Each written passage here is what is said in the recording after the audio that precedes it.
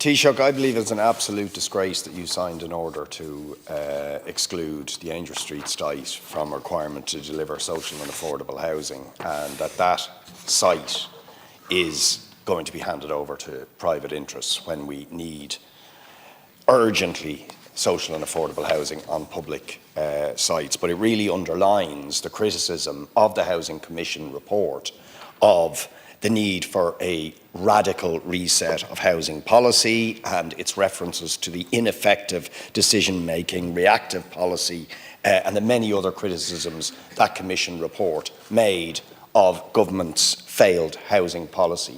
And we have been asking for weeks since the publication, indeed even before the publication of the Commission report, for a debate in this House. Now, there is a very small amount of time left before the recess. Can we have a firm commitment that we will have a discussion on that report, because there are many, many issues, including the Angel Street site, the failure on affordable housing, which need to be urgently discussed before this House breaks up for the summer. Thanks very much to colleagues.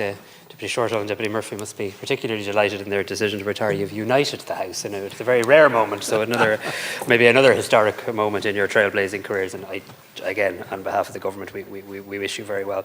Look, a range of issues there. Of course, all of these issues can be considered in the context of the Business Committee. We did have a bit of a discussion last week around, the Business Committee does go through a process, and we need not go through it again here every week. Obviously, members have a right to. Deputy MacDonald's point out, look, I think we all welcome the Labour Court intervention. I did outline in my earlier answer a lot of work I think has gone in by them and by the parties to get to this point, including talks that went on, I think, till around 11 o'clock last night. I have already met through the Leaf with both Labour union leaders and indeed business leaders as well. I mean, the Labour Court is the mechanism through which the state gets involved, and I want to see where that goes to. But I'm very happy for there to be a debate, obviously, on Aer Lingus should the need arise. Deputy Batchik, of course, we can have a debate on local government any time, but look, when you become a minister, you don't lose your right to speak up and to speak out in relation to issues. And I think what Minister Higgins did was entirely appropriate in terms of sharing the views of business representatives with the City Council, but being very clear in all her public commentary, as am I in mine, that it is a matter for the City Council to decide when best to do this. We all want to see improvements to traffic congestion and to public transport, and we want to see it in a way that works. And I saw some comments from Dublin City Council officials last night at what I think was their monthly meeting to that effect as well. I do think at some point, I think a debate on broader local government issues is of course always welcome.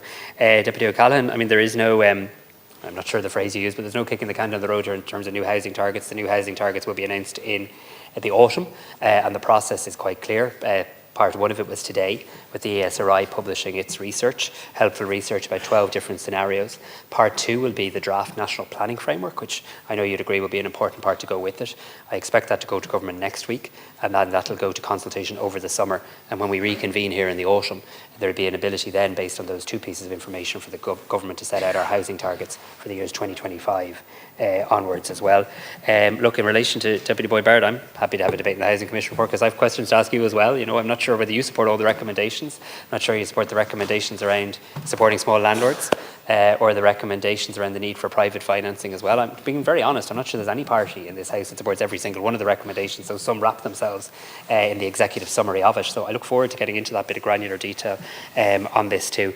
We can see best at the Business Committee. We have to get a lot of legislation.